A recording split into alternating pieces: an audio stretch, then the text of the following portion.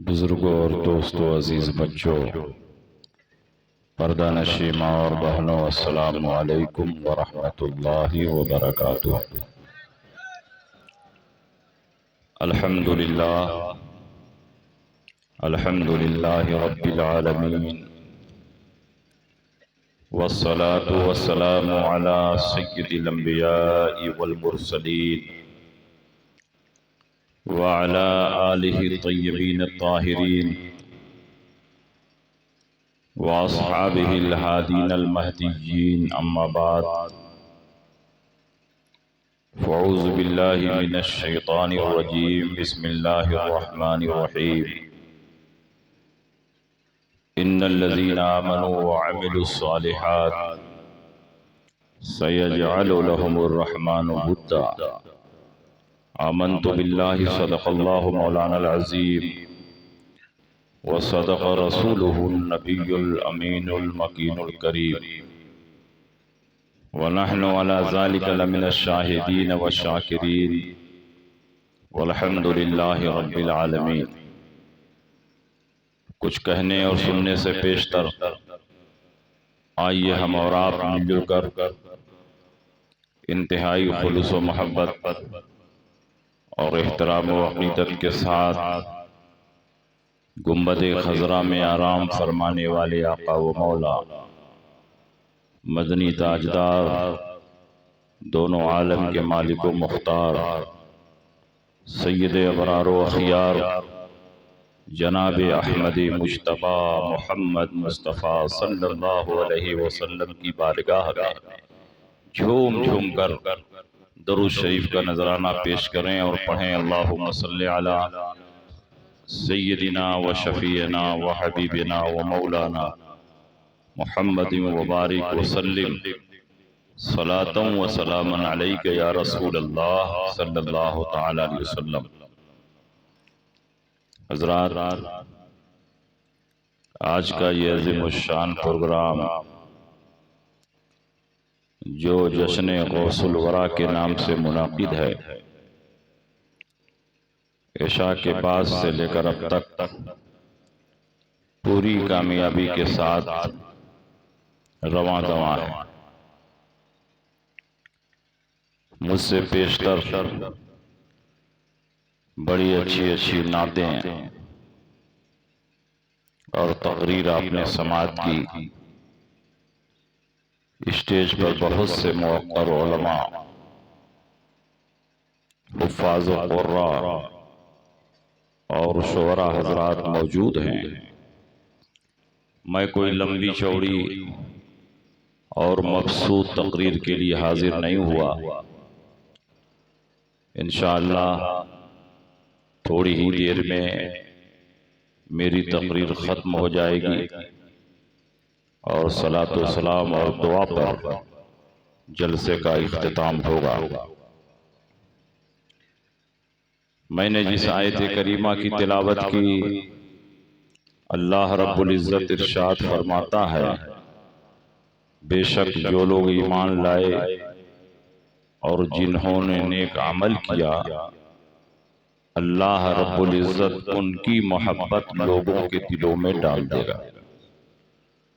ईमान और अमल सालेह, इन दोनों नेमतों का जो जामे होगा, उसकी मोहब्बत लोगों के दिलों में इस तरह डाल दी जाएगी कि वो दुनिया से चला जाएगा, फिर भी उसका तज़किरा और चर्चा बाकी रहेगा।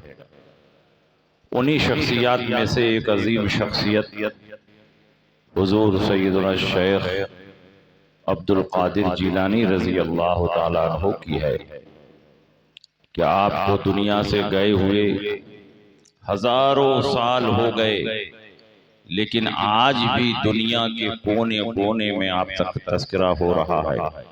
हर जगह आपका जिक्र जमील हो रहा है। जैसे ही 11वीं शरीफ का महीना जारी होता है, 11वीं का चाँद निकलता है, सिर्फ हिंदुस्तान में नहीं बल्कि पूरी दुनिया में जश्न गौसुल वरा का एहतमाम होता है। और ख़ास बगदाद मोहल्ला में आप चले जाइए तो बगदाद में तो ऐसा मंजर रहता है कि दिन रात ज़ायरीन की भीड़ रहती है, दिन रात लंगर चलता रहता है। पूरी दुनिया के लोग 11वीं शरीफ के मौके पर बगदाद शरीफ में जमा होते हैं। एक साल मैं भी बगदाद मुक़द्दस हाजिर हुआ। सरकार गौसे पाक रजी अल्लाह ताला अन्हु की बारगाह में रूहानियत का जो मंजर देखा वो नाकाबिले बयान है। वजह क्या है? सरकार गौसे पाक ने पूरी जिंदगी अमले साले में गुजार दी। जिंदगी का कोई लम्हा शरीयत के खिलाफ नहीं गुजरा, आपका कोई कदम शरीयत के खिलाफ नहीं उठा। पूरी जिंदगी शरीयत के सांचे में ढली थी। अल्लाह रब्बुल इज्जत ने वो मकाम अता फरमाया कि ज़ुहूर इमाम मेहदी तक गौसुल अगवास की गद्दी पर अब कोई और गौस नहीं बैठेगा, सिर्फ और सिर्फ गौसे पाक ही बैठेंगे। आला हजरत इमाम अहमद रजा फाजिल बरेलवी रजी अल्लाह ताला अन्हु इरशाद फरमाते हैं कि इमाम हसन मुश्तबा के बाद ज़ुहूर इमाम मेहदी तक गौसुल अगवास की गद्दी पर कोई और नहीं बैठेगा, सिर्फ और सिर्फ गौसे पाक रजी अल्लाह ताला अन्हु बैठेंगे। और आप अंदाजा लगाएं, अल्लाह ने वो कुदरत अता फरमाई, अल्लाह ने वो इल्म अता फरमाया, अल्लाह ने वो तसर्रुफ दिया कि आप जमीन पर होते थे और आपकी नजर लौहे महफूज में होती थी। आप खुद इरशाद फरमाते हैं, इन्ना बुबु आईनी फिल लौहिल महफूज, मेरी आंख की पुतली लौहे महफूज को देखती।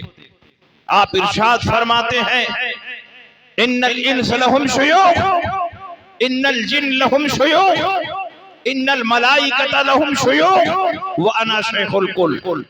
इंसानों के भी पीर होते हैं, जिन्नात के भी पीर होते हैं, फरिश्तों के भी पीर होते हैं। मैं सिर्फ इंसानों का पीर नहीं हूँ, मैं सिर्फ जिन्नात का पीर नहीं हूँ, मैं सिर्फ फरिश्तों का पीर नहीं हूँ, वाना शेखुल कुल, मैं सबका पीर हूँ। इसलिए हर पीर सिर्फ पीर होता है और सरकार गौसे पाक पीराने पीर। जिंदाबाद जिंदाबाद, सुभान अल्लाह। आपकी शानो अजमत का ये आलम। आप इरशाद फरमाते, यदि अला मुरीदी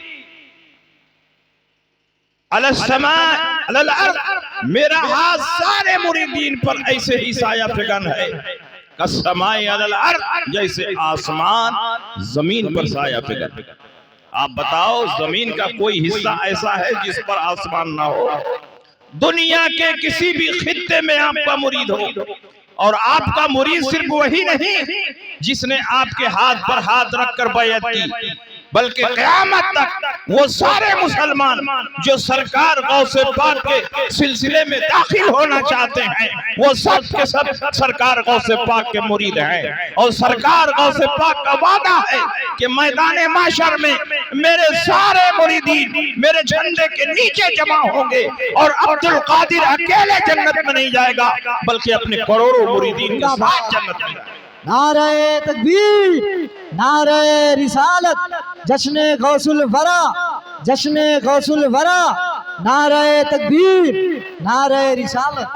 दुनिया में बेशुमार औलिया किराम पैदा हुए, लेकिन जिस शान का वली 11वीं शरीफ में पैदा हुआ बगदाद की धरती पर, उस शान का वली अब तक पैदा नहीं हुआ। सरकार गौसे पाक रजी अल्लाह ताला अन्हु नबी अकरम सल्लल्लाहु अलैहि वसल्लम का मज़हर कामिल बनकर, नाइबे मुतलक बनकर इस दुनिया में तशरीफ लाए। इसीलिए अंबिया और मुरसलीन में सरकार दो आलम की जात से जितने मोजज़ात और कमालात जाहिर हुए, उतने मोजज़ात और कमालात किसी नबी और रसूल से जाहिर नहीं हुए। और वलियों में जितनी करामतें, जितने तसर्रुफात और जितने कमालात सरकार गौसे पाक से जाहिर हुए, किसी और वली गौस और कुतुब से जाहिर नहीं हुए। इसीलिए आपकी सवानह हयात पर लिखने वालों में सिर्फ हनफी उलमा नहीं है, सिर्फ शाफई उलमा नहीं है, सिर्फ मालिकी नहीं है, सिर्फ हम्बली नहीं है, बल्कि चारों सिलसिले के उलमा, चारों सिलसिले के मुहद्दिसीन, चारों सिलसिले के फुक़हा, चारों सिलसिले के उलमा हर दौर में सरकार गौसे पाक पर लिखते रहे और उनकी अजमतों का चर्चा करते रहे। आपकी जात पर जितनी किताबें लिखी गई, किसी और वली गौस और कुतुब की जात पर इतनी किताबें नहीं लिखी। और आपकी करामतें जितनी तवातुर के साथ मनकूल और मरवी हैं, किसी और वली गौस और कुतुब की करामतें इस कदर तवातुर के साथ मरवी और मनकूल नहीं है। यहां तक कि आपके पैदा होने से पहले, सदियों पहले से औलियाए किराम आपके आने की इत्तला दे रहे थे, और आपके पैदा होने के बाद भी औलियाए किराम अपने अपने इलाकों में आपकी अजमत का परचम बुलंद कर रहे थे। 4 इमामों में से एक इमाम है इमाम अहमद इब्न हंबल। 4 इमामों का नाम जानते हैं कि नहीं जानते? इमाम आजम अबू हनीफा, ये बगदाद शरीफ में है। इमाम शाफी रहमतुल्लाह अलैह, ये मिस्र काहिरा में, वहां भी उनके मजार पर मैं गया। हजरत इमाम अहमद इब्न हंबल, ये बगदाद में हैं, उनके मजार पर गया।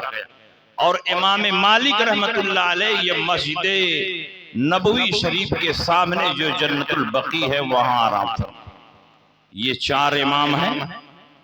इन 4 इमामों में से एक इमाम इमाम अहमद इब्न हंबल, बहुत पाए के बुजुर्ग, अजीम शान मुहद्दिस, कई लाख हदीसें उनके सीने में महफूज। हजरत इमाम अहमद इब्न हंबल रजी अल्लाह ताला अन्हो को अल्लाह रब्बुल इज्जत ने वो इल्म अता फरमाया कि आपकी तकलीद करने वाले पूरी दुनिया में फैले हुए हैं।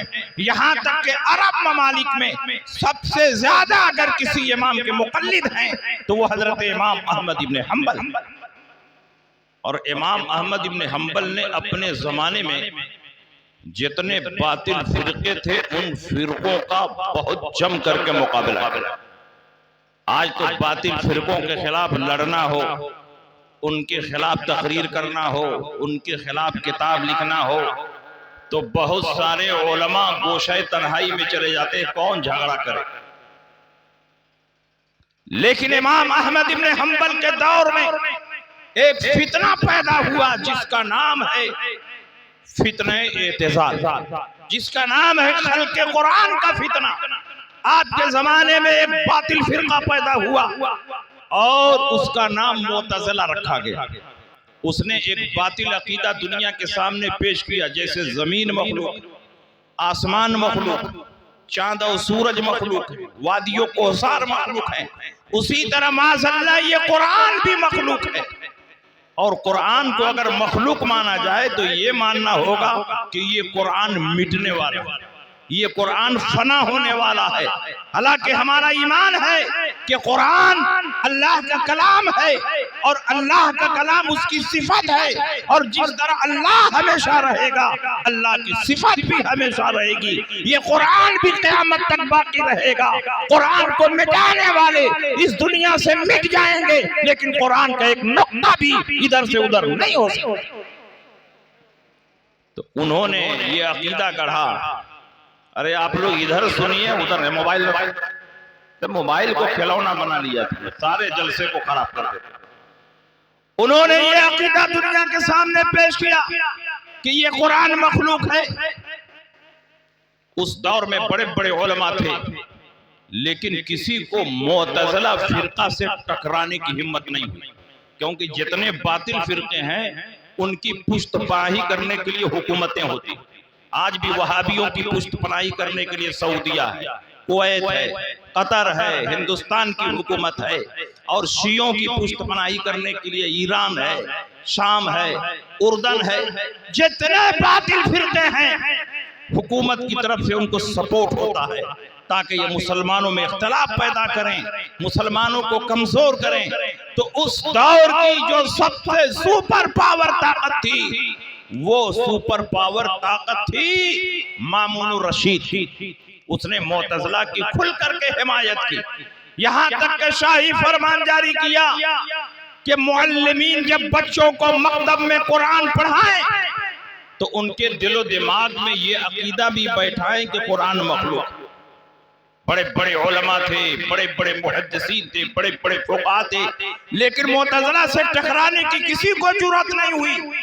अल्लाह ने इस फितने को कुचलने के लिए इमाम अहमद इब्न हंबल को पैदा फरमाया। इमाम अहमद इब्न हंबल ने दरबार शाही में खड़े होकर फतवा जारी किया, अल कुरान कलामुल्लाह गैर मखलूक, कुरान अल्लाह का कलाम है, मखलूक नहीं है। जो कुरान को मखलूक कहता है वो काफिर और मुर्तद है, उसका इस्लाम से कोई ताल्लुक नहीं। अब हुकूमत की आंखों में आंखें डालकर इन्होंने फतवा दे दिया।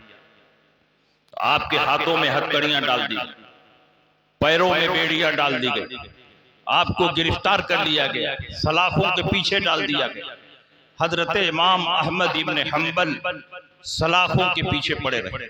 बादशाह ने कई बार आपके पास कासिद भेजा, कहा आप फतवे से पलट जाइए, आपको छोड़ दिया जाए। आपने कहा हरगिज नहीं, मैंने जो फतवा दिया है उस फतवे पर हमेशा कायम रहे। बादशाह ने आखिर में कहा सिर्फ जबान से कह दीजिए मुझे अपने फतवे पर अफसोस है, मैं अपने फतवे से रुजू करता हूँ, आपको छोड़ दिया जाएगा। इमाम अहमद इब्न हंबल ने फरमाया जब तक मेरे जिस्म में खून का आखिरी कतरा मौजूद है मैं यही फतवा देता रहूंगा कि कुरान अल्लाह का कलाम है, मखलूक नहीं है। जो कुरान को मखलूक मानता है वो काफिर और मुर्तद है, उसका इस्लाम से कोई ताल्लुक नहीं। बताइए इतनी जुर्रत कोई कर लेगा आज के जमाने में? कोई नहीं कर पाए। लेकिन इमाम अहमद इब्न हंबल ने उस दौर की सुपर पावर ताकत के सामने ऐलान हक किया तो आप सलाखों के पीछे डाल दिए गए। लेकिन दुनिया ने देखा कि इमाम अहमद इब्न हंबल जब चाहते जेल खाने से बाहर हो जाते और जब चाहते जेल खाने के अंदर होते। और बगदाद की गलियों और चौराहों में आप स्टेज लगाकर तकरीर फरमाते और लोगों को यही अकीदा बताते कि कुरान मखलूक नहीं है, अल्लाह का कलाम। लोग दरबानों से कहते तुम किसकी पहरेदारी कर रहे हो? कहते अहमद इब्न हंबल की पहरेदारी कर। कहा अहमद इब्न हंबल तो बगदाद के चौराहे पर तकरीर कर रहे। कहा ऐसा नहीं हो सकता, उनके जेल खाने पर ताला लगा हुआ है, लोहे का दरवाजा है, संतरियों की फौज है, अहमद इब्न हंबल जेल खाने से बाहर नहीं जा। कहा आओ चलो दिखाते। तो पहले अपने कैद खाने में देख लो। कैद खाने में देखते तो इमाम अहमद इब्न हंबल वहां मौजूद होते, हाथों में हथकड़ियां, पैरों में बेड़ियां। और जब बगदाद के चौराहे पर जाते तो वहां भी मौजूद, सर पर अमामा है, जुब्बा है, हाथ में असा है और लोगों के सामने तकरीर फरमा रहे। फिर भागकर जेल खाने में जाते, वहां भी मौजूद होते, यहाँ आते, यहाँ भी मौजूद होते। जो अल्लाह के दीन के लिए लड़ता है दुनिया की कोई ताकत उसके पांव की जंजीर नहीं बन पाती है। जब चाहते जेल खाने से बाहर। जिंदाबाद जिंदाबाद। और कुछ ही महीनों जेल खाने में रहे। जितने काफिर थे मुसलमान हो गए, जितने यहूदी थे मुसलमान हो गए, जितने ईसाई थे मुसलमान हो गए, जितने फासिको फाजिर थे आपके हाथ पर तौबा करके सब आपके मुरीद बने। बादशाह ने कहा कि ये तो कुछ महीना और जेल खाने में रहेगा तो मेरी हुकूमत का तख्ता ही उलट देगा। कहा इसको बाहर निकालो। बाहर निकाला गया, एक बड़े सुतून के साथ आपको बांध दिया गया, आपके ऊपर का कुर्ता उतार लिया गया, नीचे एक पायजामा पहने हुए थे, आपको सुतून के साथ बांध दिया गया।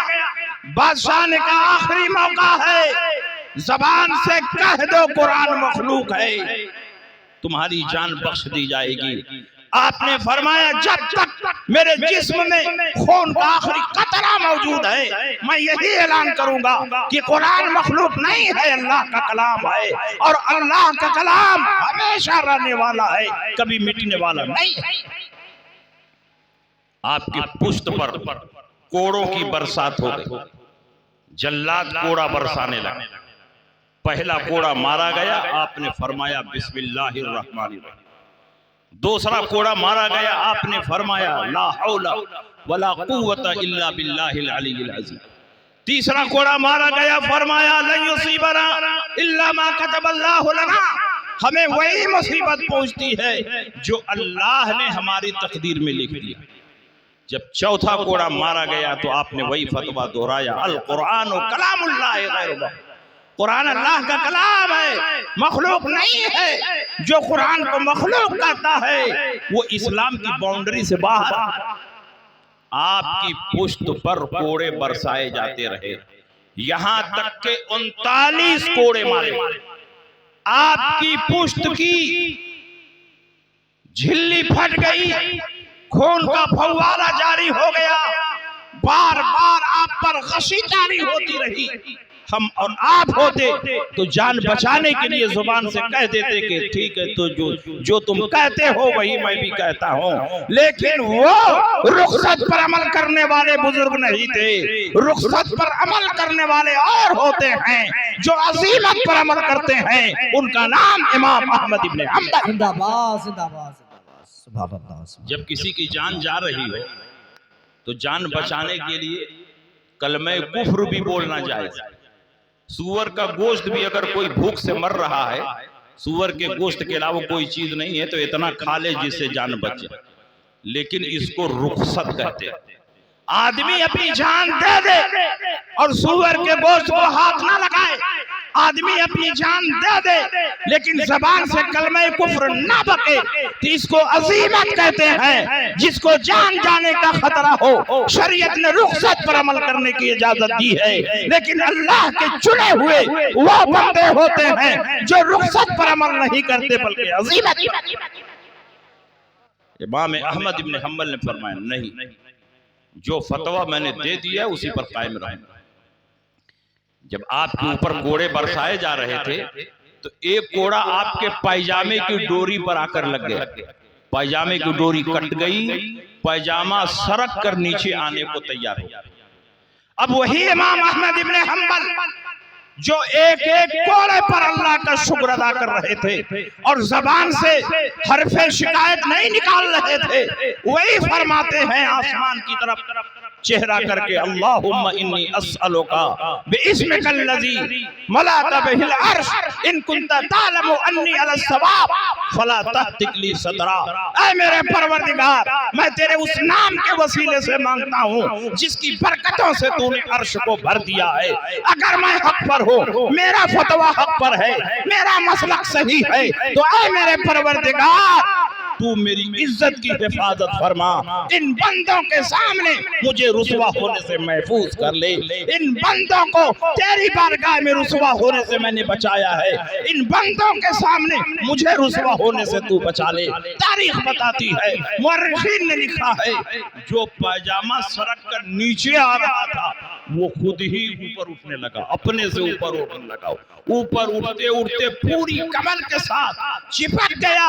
ऐसा लग रहा था कि फेविकोल लगाकर पायजामे को चिपका दिया गया है। और उस वक्त तक आपके जिस्म पर रहा जब तक आपकी रूह कफ़से उनसरी से परवाज नहीं कर गई। इसका मतलब यह होता है जो अल्लाह के दीन के लिए कुर्बानियां पेश करता है, परवरदिगार आलम उसकी इज्जत की हिफाजत करता है, परवरदिगार आलम उसकी शान और शौकत की।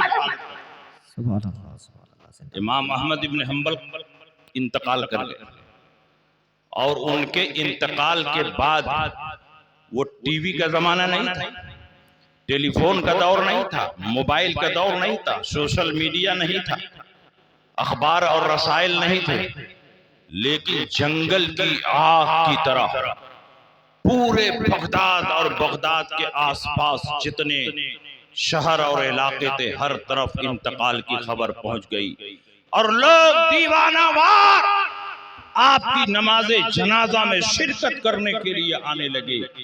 और जिस बड़े मैदान में नमाज़े जनाजा पढ़ी गई, जब उस मैदान को पैमाइश की गई, नापा गया, तो पता चला कि 25 लाख मुसलमानों ने आपकी नमाज़े जनाजा में शिरकत। आज तो किसी बड़े आलिम का इंतकाल होता है तो 50,000 लोग इकट्ठा होते हैं, तो कई दिन तक अखबार में छपता है 50,000 लोगों ने शिरकत की।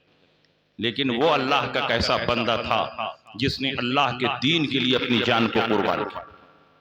उसकी नमाज़े जनाजा में 25 लाख मुसलमानों ने शिरकत की और ये मैं नहीं कहता, मुल्ला अली कारी ने मिरकात शरह मिशकात के शुरू में लिखा है, क़ाल अबू ज़ुरआ इन्नल मुतवक्किल अमरा अन युमसह अल मौज़अ अल्लज़ी क़ाम अन्नासु फ़ीहि लिस्सलाति अलैहि फ़बलग़ मक़ाम अल्फ़िन व ख़म्समिअति अल्फ़ व अस्लम यौम वफ़ातिही 20 अल्फ़न मिनल कुफ़्फ़ार। आपके इंतकाल के बाद मुतवक्किल बादशाह ने जब उस मैदान की पैमाइश का हुक्म दिया तो पता चला इस मैदान में 25 लाख मुसलमानों ने आपकी नमाज जनाजा में शिरकत और 60,000 औरतें अपने अपने घरों से जनाजे का जुलूस देखने के लिए निकल आई। और दरिया में कश्तियों पर जो लोग खड़े होकर नमाज जनाजा में शिरकत कर रहे थे उनकी तादाद अलग। ये खतीब बगदादी ने लिखा। और आपकी नमाज जनाजा का मंजर देखकर 20,000 काफिरों ने इस्लाम को दूर। आज तो तबलीगी जमात वाले नगर नगर डगर डगर झोला झक्कड़ लोटा थरिया बधना लेकर घूम रहे, लेकिन एक आदमी भी मुसलमान नहीं हो। बल्कि अच्छा खासा मुसलमान अगर 40 दिन की चिल्ले में चला जाए तो आएगा तो वो बिगड़ जाए। जा रहा था तो कह रहा था नमाज सीखने जा रहे हैं, रोजा सीखने जा रहे हैं, और जब वापिस आता है तो कहता है हलवा शिरक है, मलीदा शिरक है, बिरयानी पुलाव शिरक है, 11वीं हराम है, 12वीं हराम है, 6ठी हराम है। गया था नमाज सीखने और वापिस आ रहा है तो सिर्फ शिरक और बिदअत का फतवा दे रहा। आज तक किसी को इन्होंने मुसलमान नहीं बनाया।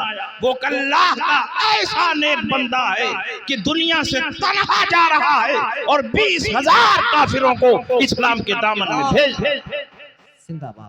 उनसे पूछा गया कि क्या बात है कि अब तक तुम लोग काफिर थे और अचानक तुम लोग मुसलमान हो गए? तो उसने कहा कि हम लोगों ने इमाम अहमद इब्न हंबल की नमाज जनाजा को देखा, जिस आदमी की नमाज जनाजा में 25 लाख इंसान शिरकत करें वो झूठा नहीं हो सकता। और जब वो झूठा नहीं हो सकता है तो जिस मजहब को वो मानता है वो मजहब भी झूठा नहीं हो सकता। जिस किताब की तिलावत करता है वो किताब भी झूठी नहीं हो सकती। जिस नबी का कलमा पढ़ता है वो नबी भी झूठा नहीं हो सकता। इमाम अहमद की सच्चाई से हमने मजहब इस्लाम की सच्चाई को जान। नारे तकबीर, नारे रिसालत, नारे रिसालत, मसलके आला हजरत, नारे तकबीर, नारे रिसालत, जिंदाबाद। 240 या 41 हिजरी में आपका इंतकाल हुआ और आपको कब्र में उतार दिया गया। 241 या 240 दोनों रिवायत। 240 पर 230 जोड़िए तो कितना होता? 470। और 470 में सरकार गौसे पाक पैदा हो। आपको कब्र अतहर में उतार दिया गया और 230 साल के बाद आपकी कब्र अतहर खुल गई। दरियाए दजला के थपेड़ों से मिट्टियां बह गई, तख्ते बह गए, आपकी कब्र मुबारक खुल गई।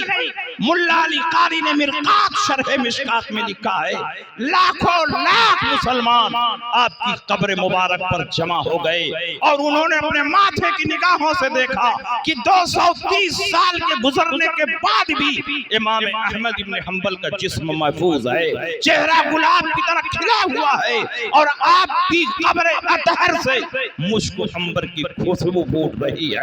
और जिस्म तो जिस्म है, आपके जिस्म पर जो कफन डाला गया था वो कफन भी न सड़ा है, न गला है, न मैला हुआ है। फवजदा कफनहु सहीहन लम यबला व जस्सतहु लम ततगय्यर। आपका जिस्म मुबारक बदला भी नहीं था, कुछ तगय्युर भी नहीं हुआ था, चेहरा गुलाब के फूल की तरह खिला हुआ था। जिस्म तो जिस्म है, आपके जिस्म पर जो कफन डाला गया था वो कफन भी सड़ने गलने से महफूज हो। बताइए, आज लोग कहते हैं नबी मरकर मिट्टी में मिल गए। अरे तुम्हारे दादा मरकर मिट्टी में मिल गए। नबी तो कल भी जिंदा थे, आज भी जिंदा हैं। जब नबी की हदीसों को फैलाने वाला, नबी की हदीसों का दर्स देने वाला, नबी की हदीसों को अपने सीने में महफूज रखने वाला, नबी की हदीसों की शरह करने वाला जब जिंदा है तो वो नबी क्यों नहीं जिंदा होगा? मेरा नबी कल भी जिंदा था, आज भी जिंदा है और सुबह क़यामत तक जिंदा रहेगा। एक लम्हे के लिए उस पर मौत तारी हुई है और फिर हमेशा के लिए उसे जिंदा कर दिया गया है। और उसकी उखरवी जिंदगी दुनियावी जिंदगी से इस कदर अफजल आला है कि कुरान फरमाता है वलल आखिरतु खैरुल लका मिनल ऊला, आपकी हर आने वाली साथ गुजरी हुई साथ से अफजल आला है। मेरा नबी ऐसा जिंदा है कि लकड़ी को छू दे तो लकड़ी में जिंदगी पैदा हो जाए, चलते फिरते मुर्दे जिला दे। अल्लाह ने वो शान अता फरमाई है कि नबी अकरम सल्लल्लाहु अलैहि वसल्लम उस तवाने हन्नाना को छू दिया, लकड़ी का वो सुतून जिससे टेक लगाकर आप खुतबा दिया करते थे। जब मस्जिद नबवी की तामीर जदीद शुरू हुई, उस सुतून को हटाया जाने लगा, लकड़ी का वो सुतून रोने लगा, नबी के इश्क में आंसू बहाने लगा। अल्लाह के नबी ने उसकी आवाज को सुन लिया, अल्लाह के नबी ने उसको थपथपाया, तसल्ली दी। उसने कहा या रसूल अल्लाह, आप मुझको हटा रहे हैं, मुझे मस्जिद नबवी से हटाया जा रहा है। ऐ अल्लाह के नबी, मैं आपकी मस्जिद से निकलना नहीं चाहता। अल्लाह के नबी सय्यद आलम सल्लल्लाहु अलैहि वसल्लम ने उसी मस्जिद नबवी में उसे दफन फरमा दिया। बताइए, सूखी हुई लकड़ी में जिंदगी पैदा करना किसका काम है? ये नबी का काम है। अल्लाह के नबी सय्यद आलम सल्लल्लाहु अलैहि वसल्लम को ये कुदरत मिली है कि सूखी लकड़ी पर हाथ लगा दें तो उसमें भी अल्लाह जिंदगी। ये मेरे नबी की शान।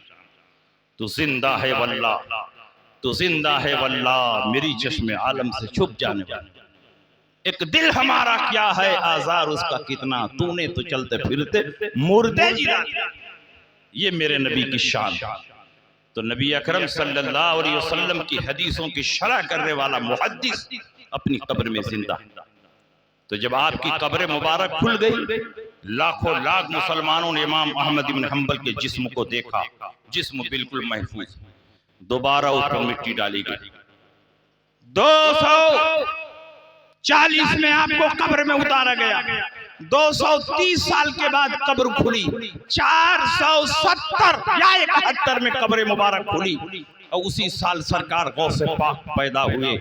और जब सरकार गौसे पाक जवानी की मंजिल पर कदम रखते हैं और आपकी विलायत का डंका हर तरफ बजने लगता है, तो एक दिन सरकार गौसे पाक फरमाते हैं, अपने मुरीद और खलीफा हजरत अली बिन हैती से फरमाते हैं कि चलो बगदाद के कब्रिस्तान में ज़ियारत क़ुबूर को चलते हैं। और अली बिन हैती कोई मामूली बुजुर्ग नहीं है, गौसे पाक के मुरीद हैं और खलीफा हैं, लेकिन बगदाद के उन 4 औलियाए किराम में से एक हैं जो अल्लाह के हुक्म से मुर्दों को जिंदा कर देते थे। उनकी शान ये है कि हयातुल हैवान लिद्दमीरी में लिखा है, अगर कोई मुसीबत ज़दा इंसान मुसीबत के आलम में अली बिन हैती का नाम ले ले तो उनके नाम की बरकत से अल्लाह सारी मुसीबतों को दूर कर देता। ये वो बुजुर्ग हैं कि एक मर्तबा सरकार गौसे पाक तकरीर फरमा रही और अली बिन हैती सामने बैठकर तकरीर सुन रहे थे। तकरीर सुनते सुनते अचानक उनकी आंख लग गई, नसीबा बेदार हुआ और ख्वाब में सरकार दो आलम सल्लल्लाहु अलैहि वसल्लम की ज़ियारत होने लगी। अली बिन हैती सरकार के मुकद्दस चेहरे को देखने लगे और इधर सरकार गौसे पाक अपनी कुर्सी छोड़कर अपने मुरीद और खलीफा अली बिन हैती के सामने हाथ बांध कर खड़े हो गए और दुरूदो सलाम का नजराना पेश करते रहे। अस्सलातु वस्सलामु अलैका या रसूल अल्लाह, अस्सलातु वस्सलामु अलैका या हबीब अल्लाह। कुछ देर के बाद अली बिन हैती की आंख खुली तो देखते हैं मेरे पीरो मुर्शिद सरकार गौसे पाक मेरे सामने हाथ बांध कर खड़े हैं और जब आप खड़े हैं तो आप सारा मजमा आपकी इस्तकबाल में खड़ा। तो कहा हुजूर मुझे माफ फरमा दे, पता ही नहीं चला कि आप कब से मेरे सामने खड़े हैं। मेरी आंख लग गई थी, नसीबा बेदार हुआ, मदीना का माह तमाम मेरे ख्वाब में चमक रहा था, ख्वाब में रसूल पाक के रुखे अनवर की ज़ियारत कर रहा था। इसीलिए मुझे पता नहीं चला कि मेरे मुर्शिद मेरे सामने खड़े हैं। सरकार गौसे पाक फरमाते हैं, अली बिन हैती, मुझको बताने की जरूरत नहीं है कि सरकार तेरे ख्वाब में तशरीफ लाए। तूने सरकार को ख्वाब में देखा और मैंने बेदारी में सरकार को तेरे पास जाते हुए देखा, इसलिए फौरन सरकार की ताज़ीम में खड़ा हो गया। और जब तक तू सरकार को देखता रहा, जब तक सरकार तेरे ख्वाब में मौजूद रहे, उस वक्त तक खड़ा होकर मैं सरकार पर दुरूद व सलाम का नजराना पेश। अब इससे क्या मालूम हुआ, सरकारे दो आलम अगर ख्वाब में भी आए तो वो ख्वाब नहीं है बल्कि 100% हकीकत है। इसलिए कि एक ही जात को, सरकार की जात को अली बिन हैती ख्वाब में देख रहे और उसी वक्त में सरकार गौसे पाक रसूल पाक को बेदारी में देख रहे हैं।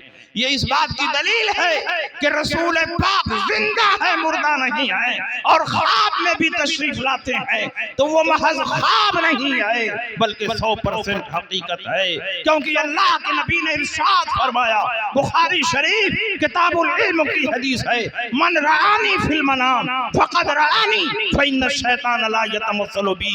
जिसने मुझको ख्वाब में देखा उसने हकीकतन मुझे को देखा, क्योंकि शैतान को भी ये पावर और इख्तियार नहीं कि नबी की शक्ल सूरत इख्तियार है। शैतान सबकी सूरत इख्तियार कर सकता लेकिन नबी की सूरत इख्तियार नहीं कर सकता, इसलिए कि अल्लाह ने शैतान के लिए नामुमकिन बना दिया है कि नबी की शक्ल सूरत इख्तियार करे। इसलिए कि अल्लाह ने अपने हबीब को बेमिसलो बेमिसाल बनाया है। सरकार की मिसाल बेदारी में क्या मिलेगी, सरकार की मिसाल तो ख्वाबो ख्याल में भी नहीं मिल सकती है। इसीलिए आला हजरत फरमाते हैं, अल्लाह की सरताबा कदम शान है ये, इंसान ही इंसान, वो इंसान है ये। कुरान तो ईमान बताता ही नहीं, ईमान ये कहता है मेरी जान।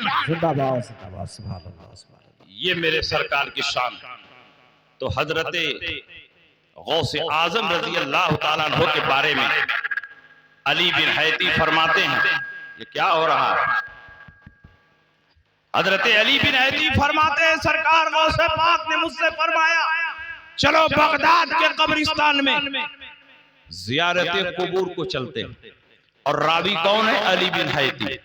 और रावी इतना मुस्तनद है कि वो सरकार को ख्वाब में देख रहा है, इतना मुस्तनद है कि मुर्दे जिला रहा है। तो जब रावी मुस्तनद है तो उसकी रिवायत कितनी मुस्तनद हो। फरमाते हैं बहजतुल असरार में ये वाकया मौजूद है। हजरत अली बिन हैती फरमाते हैं, सरकार गौसे पाक के साथ मैं भी गया। बगदाद के कब्रिस्तान में अलग अलग कब्रों पर सरकार गौसे पाक फातिहा पढ़ते रहे। और जब आखिर में इमाम अहमद इब्न हम्बल की कब्र मुबारक पर तशरीफ ले गए, और इमाम अहमद इब्न हम्बल को कितना पहले दफन किया गया, तकरीबन 300 साल हो चुके दफन करने को। उसके बाद सरकार गौसे पाक उनकी कब्र मुबारक पर फातिहा पढ़ते रहे, मुराक़बे में गर्दन झुकाए रहे। कुछ देर के बाद अली बिन हैती फरमाते हैं, मैंने देखा कब्र मुबारक शक हो गई। इमाम अहमद इब्न हम्बल की कब्र मुबारक शक हो गई। इमाम अहमद इब्न हम्बल इस जिस्म हकीकी के साथ बाहर आ गए। सरकार गौसे पाक को अपने सीने से लगा लिया और अपना जुब्बा अता फरमाया। फखरज मिन कब्रिही व ज़म्म शेख अब्दुल कादिर इला सदरिही व अल्बसहु खिलातन। अपनी कब्र मुबारक से बाहर आ गए, उनको सीने से लगा लिया और शेख अब्दुल कादिर को अपना जुब्बा अता फरमाया और उनकी अजमतों का ऐलान करते हुए इरशाद फरमाया, या अब्दुल कादिर इन्नी अफ्तकिरु इलैका फी इल्मी शरीयत व तरीक़त वल हाल।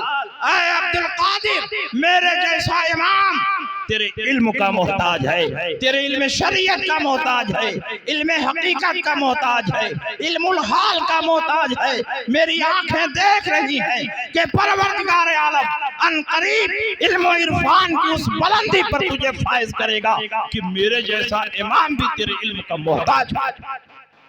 ये सरकार गौसे पाक की शान है कि बड़े बड़े अइम्मे किराम अपनी कब्र मुबारक से निकलकर सरकार गौसे पाक की अजमतों का ऐलान कर। सरकार गौसे पाक रजी अल्लाह ताला अन्हु के जमाने में एक बहुत बड़े बुजुर्ग थे, उनका नाम था हजरत शेख मोहम्मद मगरिबी। उस जमाने में मशहूर था कि मगरिब के शेख मोहम्मद मगरिबी और मशरिक के शेख अब्दुल कादिर जिलानी, इन दोनों बुजुर्गों का डंका बज रहा है। लेकिन शेख मोहम्मद मगरिबी क्या फरमाते हैं गौसे पाक के बारे में, सुनिए। अपनी खानकाह में बैठे हैं, मुरीदीन की भीड़ है, अचानक आप पर जज्ब की कैफियत तारी हुई और आप इरशाद फरमाते हैं, अल्लाहुम्मा इन्नी उशहदुका व उशहदु मलाइकता अन्नी समेतो व अतातो। ऐ अल्लाह, मैं तुझे गवाह बनाता हूँ और तेरे फरिश्तों को गवाह बनाता हूँ, मैंने उनकी बात सुन ली और उनकी इताअत में गर्दन झुका दी। मुरीदीन ने कहा, हुजूर अचानक ये बेरब्त जुमला कहां से आपकी जुबान पर आ गया? आपने किन की बात सुन ली, किनके लिए गर्दन झुका दी? तो शेख मोहम्मद मगरिबी फरमाते हैं कि अचानक मुझ पर जज्ब की कैफियत तारी हुई और रब की बारगाह से मेरे कल्ब पर इल्हाम आया और मैंने अपनी निगाहे विलायत से देखा कि बगदाद के मिंबर से शेख अब्दुल कादिर जिलानी ऐलान कर रहे हैं, कदमी हाज़िही अला रक़बति कुल्ले वलिय्यिल्लाह, मेरा ये कदम तमाम औलिया अल्लाह की गर्दन पर है। तो परवरदिगार आलम इल्हाम के जरिए मुझे हुक्म दे रहा है कि दुनिया के सारे वलियों ने इस फरमान पर गर्दन झुका दिया है, तू भी इस फरमान पर गर्दन झुका दे। इसलिए मैंने अल्लाह को गवाह बनाया, फरिश्तों को गवाह बनाया और मैंने ऐलान किया कि मैंने उनका हुक्म सुन लिया और उनके फरमान पर गर्दन झुका दी। और जब मैंने गर्दन झुकाई तो मैंने देखा रसूलुल्लाह सल्लल्लाहु अलैहि वसल्लम बाबे जन्नत पर खड़े और एक एक जन्नती जोड़ा लेकर फरिश्तों को दे रहे। ये जन्नती जोड़ा ले जाओ फला वली को दे दो, उसने मेरे लाडले के लिए गर्दन झुकाई। ये जन्नती जोड़ा ले जाओ फला वली को दे दो, उसने मेरे लाडले के लिए गर्दन झुकाई। ये जन्नती जोड़ा ले जाओ फला वली को दे दो, उसने मेरे लाडले के लिए गर्दन झुकाई है। एक एक जोड़ा रसूल पाक उन तमाम औलियाए किराम को भेज रहे हैं जिन्होंने शेख अब्दुल कादिर के फरमान पर गर्दन झुका दी है। इसीलिए आला हजरत इमाम अहमद रजा फरमाते हैं, तेरी सरकार में लाता है रजा उसको सफी जो मेरा गौस है और लाडला बेटा। ये सरकार गौसे पाक की शान। हर दौर में सरकार गौसे पाक किसी न किसी आलिम रब्बानी को अपना नायब बनाता है, हर दौर में। और दौरे अखीर में सरकार गौसे आजम ने अपना नायब मुतलक आला हजरत इमाम मोहम्मद रजा को बनाया। आपके सर पर नियाबत का ताज रखा, आपको पूरी दुनिया में अपना नुमाइंदा और वकील बनाया। और ये मैं नहीं कहता, बल्कि बड़े बड़े वलियों ने सरकार गौसे पाक को ख्वाब में देखा और सरकार गौसे पाक ने उनसे फरमाया कि इस दौर में मेरा नायब मौलाना अहमद रजा खान बरेलवी। आप हयाते आला हजरत उठाकर देखिए, जमाते अहले सुन्नत के बहुत बड़े पीर, बहुत बड़े मुहद्दिस पीर सैयद जमात अली शाह मुहद्दिस अलीपुर इस वक्त पाकिस्तान में, लेकिन उस जमाने में पाकिस्तान नहीं बना था। आला हजरत के जमाने में पाकिस्तान, बांग्लादेश, इंडिया, भूटान ये सब एक ही। उन्होंने ख्वाब देखा, ख्वाब में सरकार गौसे पाक तशरीफ लाए। उन्होंने पूछा, हुजूर इस वक्त हिंदुस्तान में आपका नायब कौन है? तो सरकार गौसे पाक ने फरमाया, इस वक्त हिंदुस्तान में मेरा नायब मौलाना अहमद रजा खान बरेलवी। और जब आला हजरत इमाम अहमद रजा की विलायत और रूहानियत में और इजाफा हुआ तो शरकपुर के रहने वाले पीर तरीकत शेखुल मशाइख हजरत अल्लामा पीर मोहम्मद शरफपुरी रहमतुल्लाह अलैह ने ख्वाब देखा। सरकार गौसे पाक उनके ख्वाब में तशरीफ लाए तो अल्लामा शरफपुरी ने पूछा, हुजूर इस वक्त पूरी दुनिया में आपका नायब कौन है? तो सरकार गौसे पाक ने फरमाया, इस वक्त पूरी दुनिया में मेरा नायब मौलाना अहमद रजा खां बरेलवी। उनके दिल में आला हजरत की ऐसी अजमत पैदा हुई कि वो शरफपुर से चलकर बरेली आए। आला हजरत इमाम मोहम्मद रजा के मकान पर महल्ला सौदागरान पहुंचे। आला हजरत अपनी बैठक में बैठे हैं।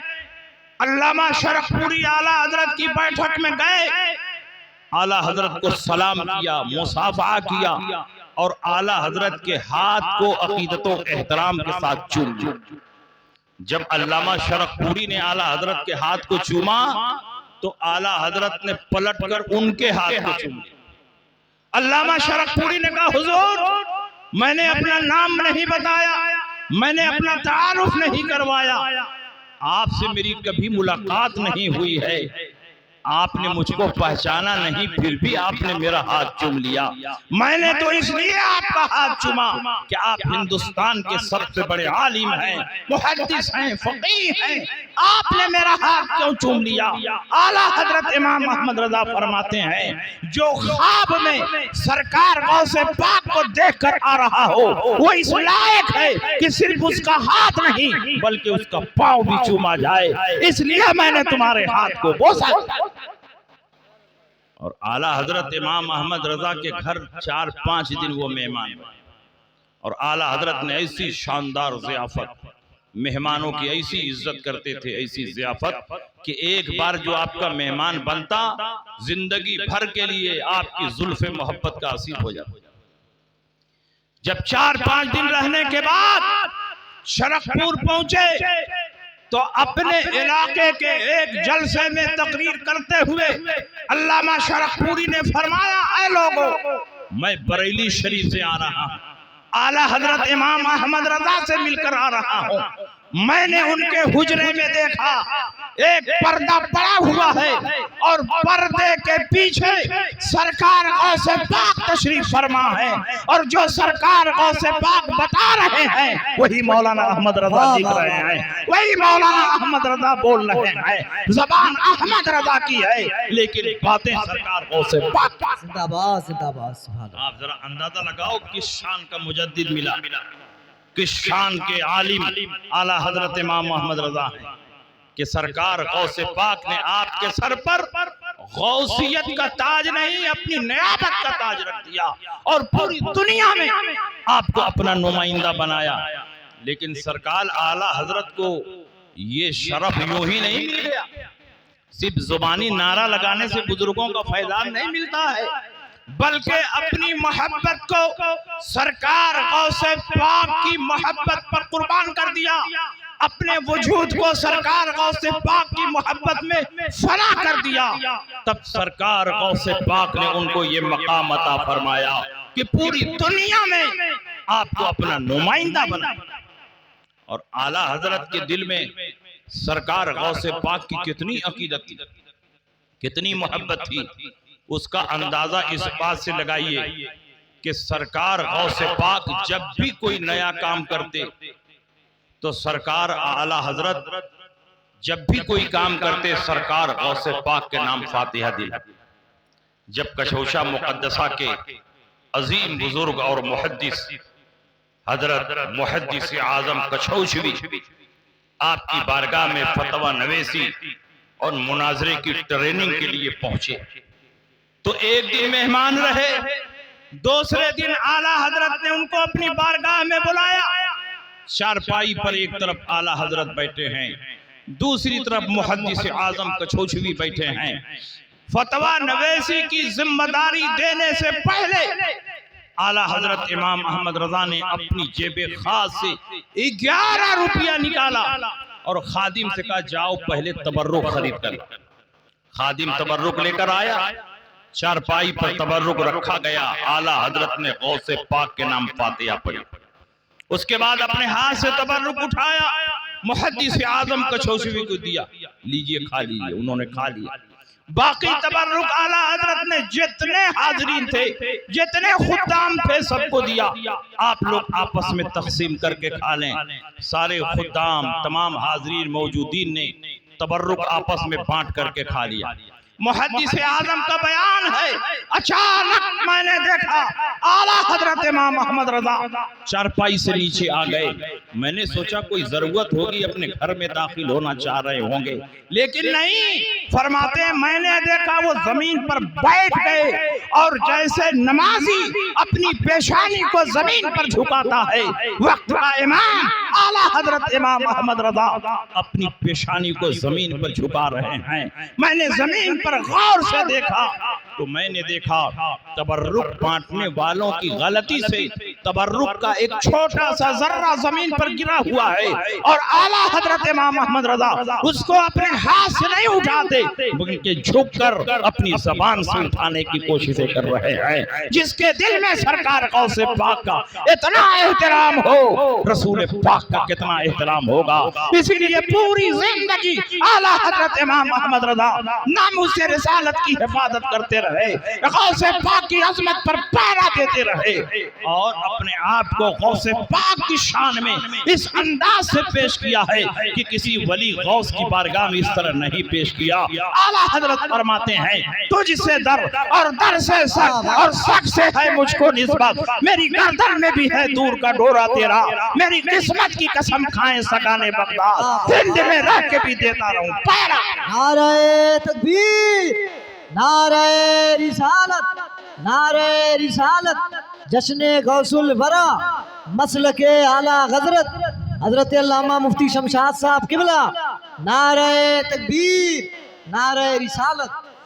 इसलिए मेरे भाइयों, आप सरकार गौसे पाक से मोहब्बत करते हो, सरकार गौसे पाक की मोहब्बत में प्रोग्राम करते हो, ये बहुत अच्छी बात।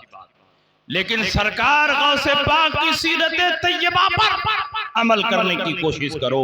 बुजुर्गों का फैजान उसी वक्त मिलेगा जब हम बुजुर्गों के रास्ते पर चलेंगे, बुजुर्गों की सीरत को अपनाएंगे, उनकी आदत करीमा को अपनाएंगे। पूरी जिंदगी गौसे पाक ने रसूल पाक की शरीयत की हिफाजत की है, शरीयत पर अमल किया है। इसलिए हम अगर गौसे पाक के दीवाने हैं, उनके गुलाम हैं, तो हमारे लिए लाजिम है कि हम सरकार गौसे पाक की सीरत तैयबा पर अमल। मगर आज कितने पीर आपको मिल जाएंगे, नमाज नहीं पढ़ेंगे और कहिए कि साहब आपने नमाज नहीं पढ़ी, तो बात नहीं, हमने खाने काबा में नमाज पढ़ी। खाओगे यहाँ, पियोगे यहाँ, सोओगे यहाँ, और नमाज की बात आएगी तो कहेंगे खाने काबा में हमने नमाज पढ़ी। कुछ कहेंगे कि हम रूहानी नमाज पढ़ते हैं, जिस्मानी नमाज नहीं पढ़ी। रसूल पाक हमारे लिए आइडियल है, रसूल पाक की जिंदगी हमारे लिए उसवाए हसना है। रसूल पाक ने रूहानी नमाज नहीं पढ़ी, रसूल पाक ने रुकू और सजदे वाली नमाज पढ़ी। रसूल पाक ने सहाबा के सामने नमाज पढ़ी, रसूल पाक ने नमाज की पाबंदी फरमाई। तो रसूल पाक से बड़ा रूहानियत वाला कौन हो सकता है? इसलिए जो रसूल पाक की उम्मत में अपने आप को समझता है, रसूल पाक की शरीयत का मुत्तबे और पैरोकार समझता है, उस पर लाजिम है कि जैसे रसूल पाक ने नमाज पढ़ी वैसे तुम नमाज पढ़ो। सल्लु कमा रायतुमूनी उसल्ली, जिस तरह मुझे नमाज पढ़ता हुआ देखते हो उस तरह तुम नमाज पढ़ो। ये रूहानी नमाज नहीं है, बल्कि तुम शैतानी नमाज पढ़ते हो। रूहानी नमाज वही है जो रसूलुल्लाह ने नमाज पढ़ी है। जिस तरह रसूल पाक ने सजदा किया है, जिस तरह रसूल पाक ने रुकू किया है, और उससे हटकर नमाज का अगर कोई नया तरीका निकलता है तो वो पीर नहीं, मस्करा शैतान है। उसकी नमाज रूहानी नमाज नहीं है, बल्कि शैतानी। और आजकल ये चला है कि हम तरीकत वाले हैं, हम शरीयत वाले नहीं। अरे शरीयत के बगैर कहाँ तरीकत? जब शरीयत रहेगी तभी तरीकत रहेगी। शरीयत समंदर है और तरीकत, हकीकत, मारिफत ये सब उसकी नहरें। जब दरिया ही नहीं रहेगा तो नहर कहां से रहेगी? इसलिए जो शरीयत को छोड़कर तरीक़त की बात करता है वो हकीकत में मुल्हिद है, बेदीन है, शरीयत से भटका हुआ है, उसका इस्लाम से कोई ताल्लुक नहीं है। सरकार गौसे पाक से ज्यादा कौन तरीकत वाला था? तरीकत के सबसे बड़े इमाम सरकार गौसे पाक। वो फरमाते हैं अक़रबुत तुरुक़ इलल्लाह अल इस्तिमसाक बिउरवतिश शरिया। अल्लाह तक पहुंचने का सबसे शॉर्टकट रास्ता ये है, सबसे करीब तरीन रास्ता ये है कि शरीयत के दामन को मजबूती से थाम लिया जाए, शरीयत के दामन को पकड़े बगैर, शरीयत पर अमल किया बगैर न कोई तरीक़त पर अमल कर सकता है, न कोई हकीकत पर अमल कर सकता है, न कोई मारिफत पर अमल कर सकता है। शरीयत असल है, इसलिए तुम शरीयत की पाबंद। इसलिए मेरे भाइयों, आप पूरी मजबूती के साथ शरीयत पर अमल करो, पूरी मजबूती के साथ मसलके अहले सुन्नत पर कायम रहो, और उसी मसलक की पहचान आपके आज के दौर में मसलके आला हजरत से हो रही है। मसलके आला हजरत कोई नया मसलक नहीं, कोई पांचवा मसलक नहीं, बल्कि दीन मुस्तफा की पहचान का नाम मसलके आला हजरत है। सहाबा के मसलक का नाम मसलके आला हजरत है, ताबईन के मसलक का नाम मसलके आला हजरत है, गौसो ख्वाजा के नजरियात का नाम मसलके आला हजरत है, अहले सुन्नत की पहचान का नाम मसलके आला हजरत। इसलिए पूरी मजबूती से मसलके आला हजरत। 12:30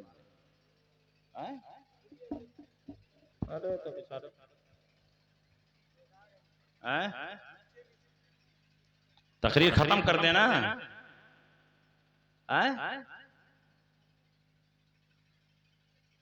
शायर लोग जब पूछते हैं खत्म कर दें तो आप लोग हाथ नहीं नहीं नहीं और पढ़ो और पढ़ो।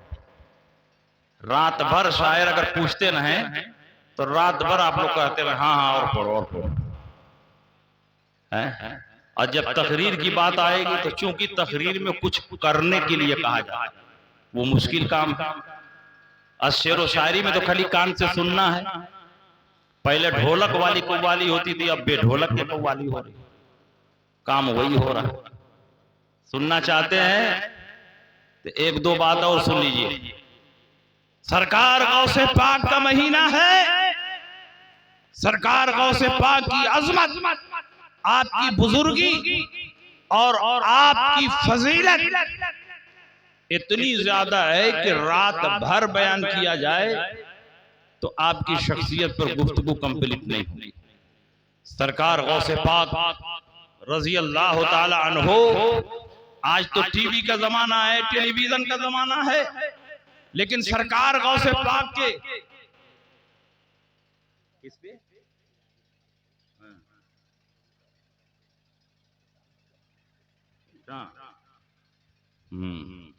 अरे जिसको जिसको साबित करना बताइए, सब साबित कर देंगे। देखिए मीलाद का सबूत कहां से है, ये सवाल बहुत सारे लोग करते रहते हैं। मीलाद का सबूत कहां है? हुजूर के जमाने में तो मीलाद नहीं हुई, सहाबा के जमाने में मीलाद नहीं हुई, तो आप लोग क्यों मीलाद करते हैं? जो काम हुजूर के जमाने में नहीं हुआ, सहाबा के जमाने में नहीं हुआ, वो काम बिदअत है, लिहाजा ये कहते हैं मीलाद बिदअत है, सलाम बिदअत है, क़याम बिदअत है, फातिहा बिदअत है। मैं कहता हूं तुम सरापा बिदअत हो, तुम भी न हुजूर के जमाने में थे न सहाबा के जमाने में। हुजूर के जमाने में, सहाबा के जमाने में किसी चीज का होना ये जायज होने की दलील नहीं। हुजूर के जमाने में मुनाफिकीन थे कि नहीं थे? सहाबा के जमाने में फिरक़े मुजस्समा, सहाबा के जमाने में रवाफिद और खवारिज, सहाबा के जमाने में बहुत सारी जंगें हुई कि नहीं? तो क्या वो सारी जंगें जायज हो गई? अगर तुम्हारे नजदीक यही मेयार है कि जो चीज सहाबा के जमाने में हो वही जायज है, तो सहाबा के जमाने में पुख्ता मस्जिद नहीं थी, कच्ची मस्जिद थी, उसका फर्श कच्चा, उसकी दीवार घास फूस की बनी थी, मस्जिद नबवी की छत घास फूस की बनी थी, मस्जिद नबवी की छत नहीं थी, उस पर कोई मीनारा नहीं था, मस्जिद नबवी में कोई कंगूरा और मेहराब नहीं बना था, लिहाजा अपनी मस्जिदों को ढा दो, ये सारी मस्जिदें बिदअत हैं और उसी तरह मस्जिद बनाओ जिस तरह रसूल पाक की मस्जिद। हुजूर ने तो फरमाया था इब्नुल मसाजिद वत्तखिज़ुहा जुम्मन, मस्जिदें बनाओ और मुंडी बनाओ जिसमें न कंगूरा हो न मेहराब। लेकिन आज हर फिरके की मस्जिद में मेहराब है और उसके मीनारे हैं कि नहीं सारी मस्जिदों। क्यों? जब रसूल पाक के जमाने में मस्जिद नबवी की ये शक्ल नहीं थी तो इस शक्ल पर मस्जिद बनाना ये भी बिदअत है। तो अपनी मस्जिदों को गिराओ, मीनारों को गिराओ। हम लोगों के मीनारे तो कुछ छोटे रहते, इनके मीनारे तो और बड़े बड़े, बिदअत का ऐलान करते रहते। जरूरत है इस जमाने में कि मस्जिदों की शक्ल को अलग किया जाए, जरूरत है इस जमाने में कि मस्जिदों पर मीनारे बनाए जाएं, इसलिए कि हुजूर के जमाने में जो मुसलमान होते थे दारुल इस्लाम में रहते थे, जो काफिर होते थे दारुल हर्ब में रहते थे। जब इस्लाम अरब की धरती से निकलकर अजम में फैला और मखलूत आबादियां होने लगी, उसी मोहल्ले में मुसलमान भी हैं, उसी मोहल्ले में मजूसी भी हैं, उसी मोहल्ले में ईसाई भी हैं, उसी मोहल्ले में यहूदी भी हैं। तो जरूरत पड़ी कि मस्जिदों की शक्ल को अलग बना दिया जाए। कहीं ऐसा ना हो कि कोई मस्जिद पर कब्जा कर ले और कहे कि ये मेरे दादा का मकान। जरूरत पड़ी कि मस्जिदों पर मीनारे बनाए जाएं ताकि जो बाहर का मुसाफिर इस आबादी में आने वाला है या आबादी के पास से गुजर रहा है, अगर नमाज के वक्त में उसको मस्जिद तलाशना हो तो किसी गैर मुस्लिम से न पूछे बल्कि मस्जिद का मीनारा देखे और सीधे मस्जिद में पहुंच जाए। तो एक जायज मकसद के लिए मस्जिद पर मीनारे बनाए गए और सारी दुनिया के मुसलमानों ने उसको कबूल किया और नबी ने फरमाया मा रआहुल मुमिनून हसनन फहुवा इंदल्लाहि हसन, जिसको आम मुसलमान पसंद करें वो अल्लाह के नजदीक भी पसंदीदा। और नबी ने फरमाया ला तज्तमिउ उम्मती अला दलाला, मेरी उम्मत कभी गुमराही पर जमा नहीं हो। तो मस्जिदों पर मीनारे बनाने का एक मकसद है, वो मकसद अच्छा। हम लोग सफर में बराबर चलते रहते हैं, नमाज का टाइम होता है, अब खोजते हैं कि मस्जिद कहाँ है, मस्जिद कहाँ है। ड्राइवर से कहते हैं देखते रहना, अचानक मीनारा नजर आता है, फौरन गाड़ी मोड़ देते, किसी से पूछने की जरूरत ही नहीं। कितना फायदा होता है मीनारा पर। मिलाद इस शक्ल में हुजूर के जमाने में नहीं थी, लेकिन मिलाद का सबूत नबी की हदीसों से है। मिलाद खुद हुजूर ने पढ़ा है। यह और बात है कि मिलाद की शक्ल बदली है, नफ्से मिलाद रसूल पाक की हदीस से साबित है। मिलाद किसको कहते हैं? मिलाद कहते हैं नबी की पैदाइश बयान करने को, नबी की विलादत बयान करने को, और रसूल पाक ने खुद अपनी विलादत बयान की है। उठाओ मिशकात शरीफ, बाबो फज़ाइल सय्यदुल मुरसलीन, अल्लाह के नबी इरशाद फरमाते हैं अना सय्यदु वुल्दे आदम, मैं औलाद आदम का सरदार हूँ। अना अव्वलु मन यक़रअ बाबल जन्ना, सबसे पहले जन्नत का फाटक मैं खटखटाऊंगा।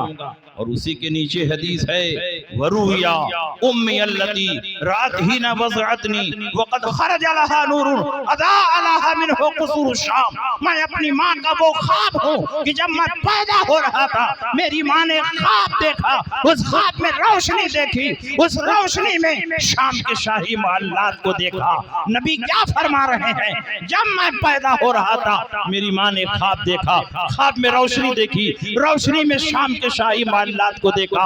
तो नबी ने खुद अपनी पैदाइश बयान कर दी। तो पैदाइश बयान करना ये बिदअत नहीं है बल्कि रसूलुल्लाह की हदीस से साबित। अब मिलाद में कुछ चीजें बढ़ गई हैं। अब मिलाद के लिए कुर्सी लगा दिया जाता है, स्टेज लगा दिया जाता है, मिलाद में नबी के फजाइल और मनाक़िब बयान कर दिए जाते हैं, लास्ट में खड़े होकर नबी पर सलातो सलाम पढ़ा जाता। तो तुम कहते हो कि ये बिदअत है? बिदअत नहीं है, बल्कि इनमें से एक एक चीज रसूल पाक की हदीस से साबित। मिलाद का बयान रसूल पाक की हदीस से साबित। और उस हदीस को सहाबा ने बयान किया तो सहाबा ने भी मिलाद पढ़ दिया, सहाबा से सुनकर ताबईन ने बयान किया तो ताबईन ने भी मिलाद पढ़ दिया। तो हर दौर में यह हदीस बयान की जाती रही और इस हदीस में नबी की मिलाद का बयान है, इसलिए नबी की मिलाद बयान करना ये बिदअत नहीं बल्कि रसूलुल्लाह की सुन्नत। और सुनिए, मिलाद में कुरान की तिलावत होती है, तो क्या कुरान की तिलावत नाजायज व हराम है? रसूल पाक ने फरमाया है कि स्टेज लगाकर कुरान नहीं पढ़ सकते, जब चाहें जहां चाहें कुरान पढ़ सकते। तो कुरान की तिलावत हुई वो भी जाए, तिलावत के बाद नबी की नातें पढ़ी गई, क्या नबी की नातें पढ़ना नाजायज है? हस्सान इब्ने साबित मेंबर पर बैठकर रसूल पाक की नातें पढ़ते थे और अल्लाह के नबी उनको इनाम व इकराम से नवाजते थे। तो तिलावत करना जायज, नातें पढ़ना जायज और नबी के फजाइलो मनाकिब बयान करना जायज और आखिर में खड़े होकर नबी पर सलातो सलाम पढ़ना भी जाए। इसी पे ज्यादा झगड़ा खड़ा है कि खड़ा होकर सलातो सलाम पढ़ना कहां से साबित? मैं कहता हूं खड़ा होकर सलातो सलाम पढ़ना कहां हराम लिखा? तुम हराम होना भी कहीं दिखाओ। कुरान और हदीस में कहीं भी नबी पर खड़े होकर सलातो सलाम पढ़ना न तो नाजायज है, न हराम है, न बिदअत, बल्कि हदीस से साबित। कुरान अजीम में अल्लाह ने फरमाया या अय्युहल्लज़ीना आमनू सल्लु अलैहि व सल्लिमू तस्लीमा, ऐ ईमान वालों नबी पर दरूद पढ़ो, नबी पर सलाम पढ़ो। अल्लाह ने दरूद और सलाम पढ़ने का हुक्म दिया, लेकिन अल्लाह ने ये नहीं फरमाया बैठकर पढ़ो कि खड़े होकर पढ़ो। अल्लाह ने ये नहीं फरमाया कि फलां दरूद पढ़ो फलां दरूद न पढ़ो। अल्लाह ने हुक्म को मुतलक रखा, कोई कंडीशन नहीं जिक्र की, कोई कैद नहीं जिक्र की। इसका मतलब ये हुआ नबी पर जिस तरह हो सके, जितनी देर हो सके, जिन अल्फाज में हो सके नबी पर दरूद पढ़ो, नबी पर सलाम पढ़ो। अगर खड़े होकर दरूद और सलाम पढ़ना नाजायज होता तो जहां अल्लाह ने ये हुक्म बयान किया है नबी पर दरूद पढ़ो सलाम पढ़ो, वहीं अल्लाह फरमा देता कि खड़े होकर ना पढ़ना। लेकिन अल्लाह ने दरूद और सलाम का हुक्म दिया और ये नहीं फरमाया कि खड़े होकर ना पढ़ना। इसका मतलब अल्लाह यही चाहता है जिस तरह हो सके तुम नबी पर दरूद पढ़ो, नबी पर सलाम पढ़ो। और अगर अल्लाह ने नहीं मना किया और खड़े होकर सलातो सलाम पढ़ना नाजायज होता तो रसूल पाक मना फरमा देते, लेकिन रसूल पाक भी नहीं मना फरमा रहे। उसको एक मिसाल के जरिए समझिए, कुरान में है कुलू वशरबू, खाओ और पियो। यहाँ भी अल्लाह ने नहीं बयान किया खड़े होकर खाओ कि बैठकर खाओ। कुरान में हुक्म मुतलक है, खाओ पियो, लेकिन नबी फरमाते हैं खाओ तो बैठ जाओ, पियो तो बैठ जाओ। अल्लाह ने फरमाया खाओ, नबी ने फरमाया बैठ कर। अल्लाह ने फरमाया पियो, नबी ने फरमाया बैठ कर। तो अब इस्लामी कानून बनेगा, खाओ तो बैठ जाओ, पियो तो बैठ जाओ। लेकिन जब दरूद और सलाम का अल्लाह ने हुक्म दिया, नबी पर दरूद पढ़ो, नबी पर सलाम पढ़ो, तो यहाँ रसूल पाक भी नहीं फरमा रहे हैं बैठ कर। इसका मतलब नबी भी यही चाहते हैं जिस तरह तुमसे हो सके नबी पर दरूद पढ़ो, नबी पर सलाम पढ़ो। तो नमाज में हम बैठकर दरूद और सलाम पढ़ देते और मिलाद में खड़े होकर दरूद और सलाम पढ़ देते, तो इसमें आपको तकलीफ क्या है? जब अल्लाह ने नहीं मना किया है तो तुम क्यों मना कर रहे हो? जिस चीज को कुरान ने नहीं मना किया उससे रोकना कुरान पर ज्यादती, जिससे हदीस रसूल ने नहीं मना किया उससे रोकना ये हदीस पर ज्यादती है, शरीयत पर इफ्तरा। इसलिए मेरे भाइयों, नबी पर जिस तरह हो सके तुम खड़े होकर दरूद पढ़ो, बैठकर पढ़ो, जिस तरह चाहो नबी पर दरूद। ये तो ऐसे ही हुआ कि बैठकर सांस लेना, खड़े होकर सांस नहीं ले सकते। क्यों नहीं ले सकते भाई? जब सांस लेना जायज है तो हम बैठकर सांस लें, खड़े होकर सांस लें, सोकर सांस लें, जिस तरह हम चाहें सांस लें। लेकिन ये कहते नहीं सिर्फ बैठकर आप पढ़ सकते हैं, खड़े होकर नबी पर दरूद सलाम नहीं पढ़ सकते, क्योंकि खड़े होकर नबी पर दरूद सलाम पढ़ने की कोई हदीस साबित नहीं। मैं कहता हूं हदीस साबित। तुमको हदीस नजर नहीं आती, उल्लू को रात में नजर आता है, दिन में नजर नहीं आता। हदीसें मौजूद है, मगर तुमको वो हदीसें नजर नहीं आती, इसलिए कि तुम सुरमा भोपाली लगाकर हदीस तलाश करते हो, इसीलिए कोई हदीस नजर नहीं। बरेली का सुरमा लगाओ तो सारी हदीसें नजर आती। अगर हदीस देखना है तो बरेली का सुरमा, और हदीस समझना है तो इमाम अहमद रजा की तरह इश्क़ मुस्तफ़ा पैदा करो। बे इश्क़ मोहम्मद जो पढ़ाते हैं बुखारी, आता है बुखार उनको बुखारी। हदीस सुनना चाहते हैं खड़े होकर सलातो सलाम पढ़ने की? कितने लोग सुनना चाहते हैं? हाथ उठाइए। और जो लोग एतराज करेंगे उनको ये हदीस सुना देना। समझे? अल्लाह के नबी ने तवाफ करने वालों से फरमाया, तवाफ कहाँ किया जाता है? खाने काबा का तवाफ। तवाफ करने वालों से फरमाया कि तुम हजरे अस्वद के पास जाओ तो ये दुआ पढ़ो, रुकने शामी के पास जाओ तो ये दुआ पढ़ो, रुकने यमानी के पास जाओ तो ये दुआ पढ़ो, और मिजाबे रहमत के पास जाओ तो ये दुआ पढ़ो। कौन सी दुआ है? अल्लाह के नबी फरमाते हैं मिजाबे रहमत के पास जाओ तो ये दुआ पढ़ो, अल्लाहुम्मा अज़िल्लनी तहत ज़िल्ल अर्शिका यौम ला ज़िल्ल इल्ला ज़िल्लुक वला बाक़िया इल्ला वजहुक वस्क़नी मिन हौज़े नबिय्यका मुहम्मदिन सल्लल्लाहु तआला अलैहि वसल्लम शरबतन हनियतन ला अज़मउ बादहा अबदा। ऐ अल्लाह हमें उस दिन साया अता फरमा जिस दिन कोई साया न होगा सिवाय तेरे अर्श के, कोई जात नहीं बचेगी सिवाय तेरी जात के, और अपने नबी मोहम्मद सल्लल्लाहु अलैहि वसल्लम के हौज़े कौसर से एक ऐसा जाम पिला दे कि एक मर्तबा पी लेने के बाद कभी प्यास न लगे। बताओ तवाफ कैसे किया जाता है?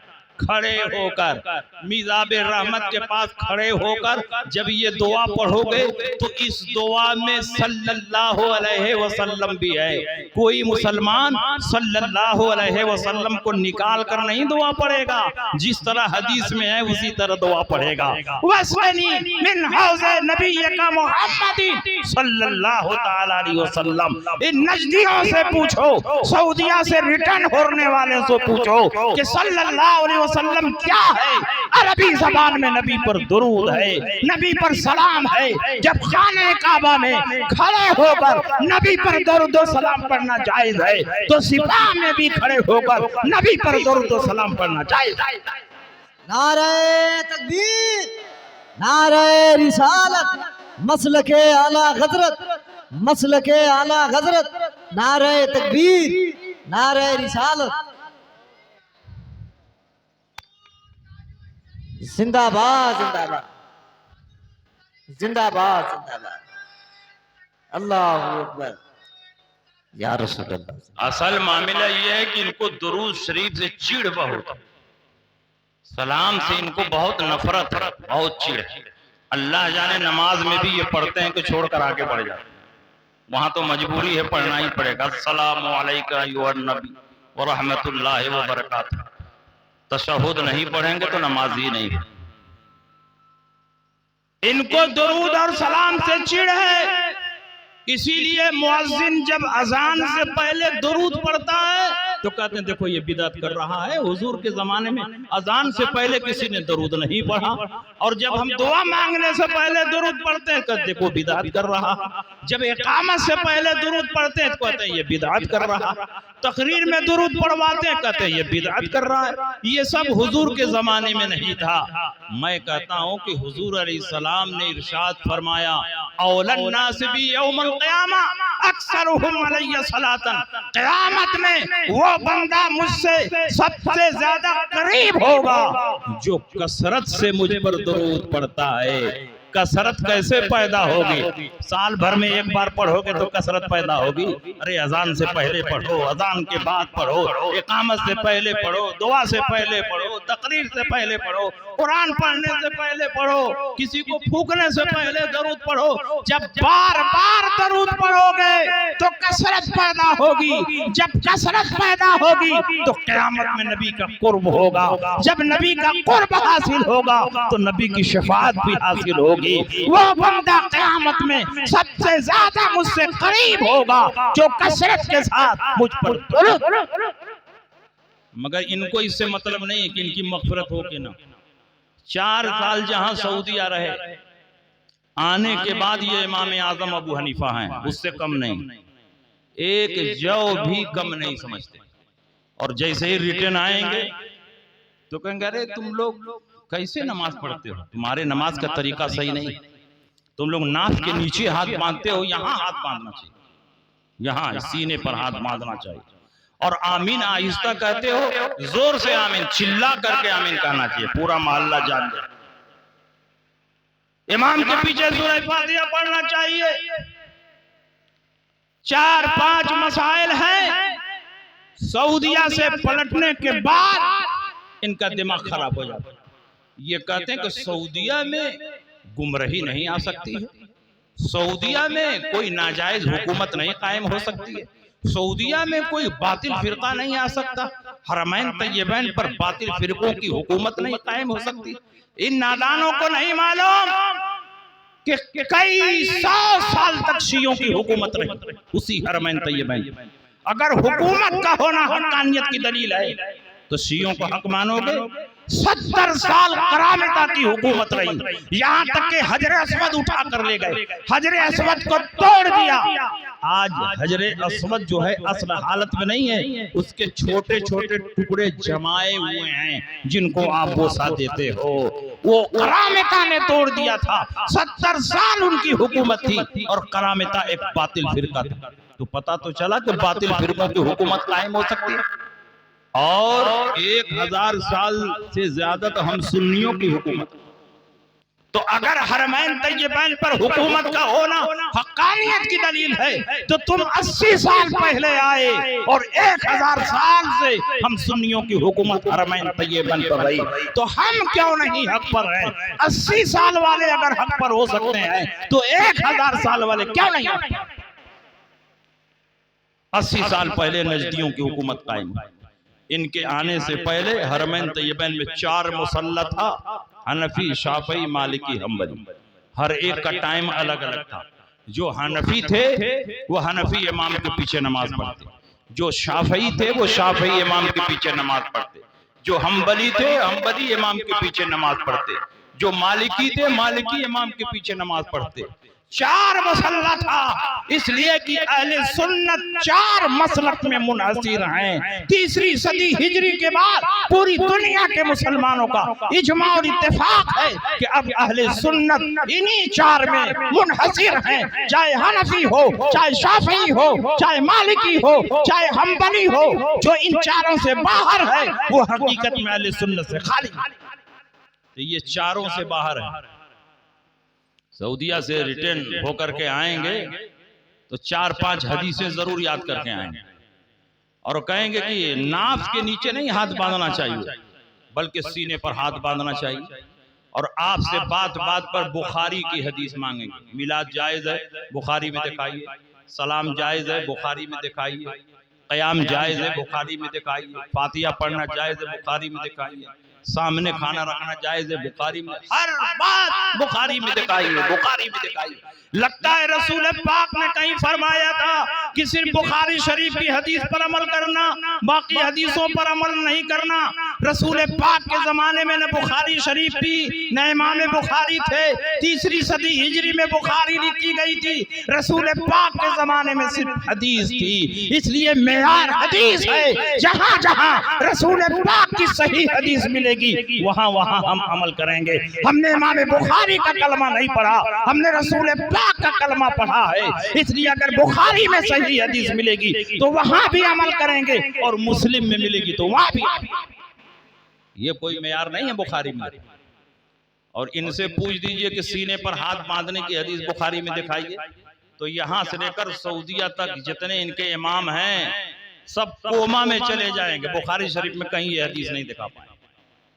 मैं आज से नहीं 15-20 साल से चैलेंज कर रहा हूं, और पूरे हिंदुस्तान में चैलेंज कर रहा हूं, यूरोप और अफ्रीका में हमने चैलेंज किया, सीने पर हाथ बांधने की एक भी हदीस तुम दिखाओ, मैं खत्ते गुलामी लिखवाने के लिए तैयार हूं। न बुखारी में ये हदीस है, न मुस्लिम में है, न तिरमिजी में है, न अबू दाऊद में है, न नसई में है, न इब्ने माजा में है, न मुवत्ता इमाम मालिक में है, न मुवत्ता इमाम मोहम्मद में है, न नसई और बैहकी में है, सिर्फ एक किताब में है, उस किताब का नाम है सही इब्ने खुज़ैमा।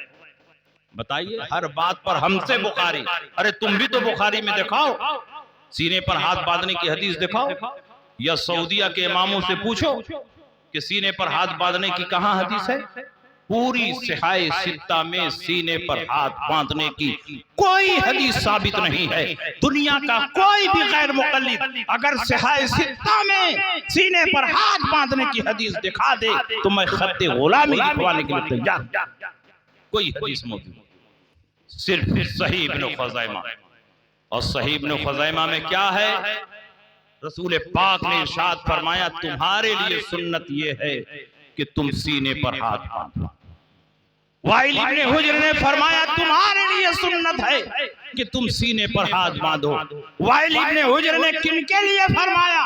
औरतों के लिए फरमाया, तुम्हारे लिए सुन्नत ये कि तुम सीने पर हाथ बांधो, फ़इन्नहु अस्तरुलहुन्ना, क्योंकि इसमें औरत की पर्दा पोशी ज्यादा है। इस्लाम एक पाकीज़ा मज़हब है। जब हमारी माँ और बहनें नमाज के लिए खड़ी होती है तो इस्लाम ये चाहता है कि एक तरफ औरत की नमाज भी होती रहे और दूसरी तरफ औरत की पर्दा पोशी भी होती रहे। इसलिए हुक्म दिया गया कि तुम सीने पर हाथ बांधो। तो ये हुक्म तो औरतों के लिए है, लेकिन ये इतने बड़े मजनू हैं कि कूद कर आ गए, हम भी इसी पे अमल कर लेते। अरे भाई, तुम काहे अमल करोगे? तुम औरत तो हो नहीं, तुम मर्दों वाली हदीस पर अमल करो। अबू दाऊद में हजरत अली की हदीस है, फ़इन्न मिनस्सुन्नत वज़अल यमीन अलल यसार तहत सुर्रा। ये बात सुन्नत से है कि दाहिने हाथ को बाएं हाथ पर रखकर नाफ के नीचे बांधा जाए।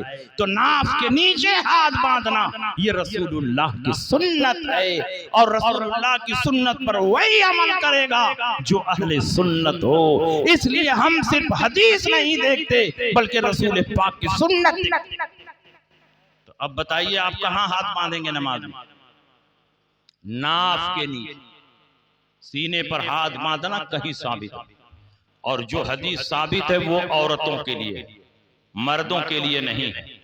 इसलिए जो लोग सीने पर हाथ बांधते हैं उनसे कह दीजिए कि तुम लोग किसमें से हो, पहले फैसला करो।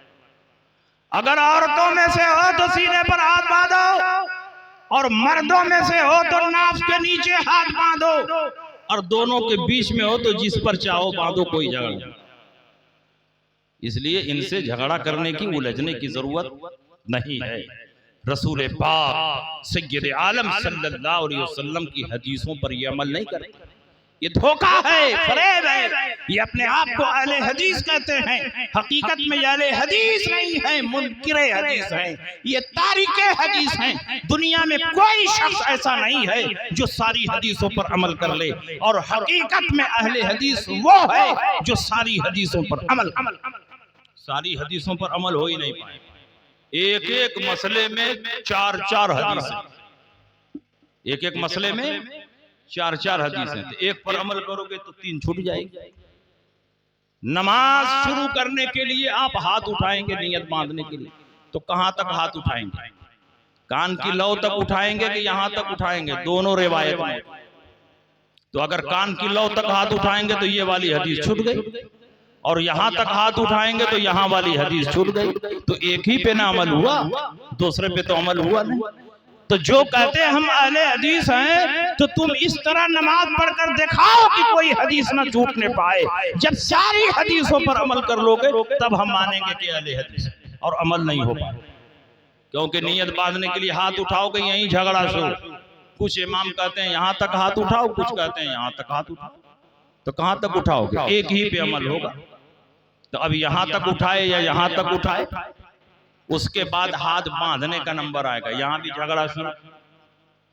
नाक के नीचे हाथ बांधा जाए या नाक के ऊपर हाथ बांधा जाए या सीने पर हाथ बांधा जाए या हाथ बांधा ही ना जाए, छोड़कर नमाज पढ़ी जाए। 4 रिवायत में।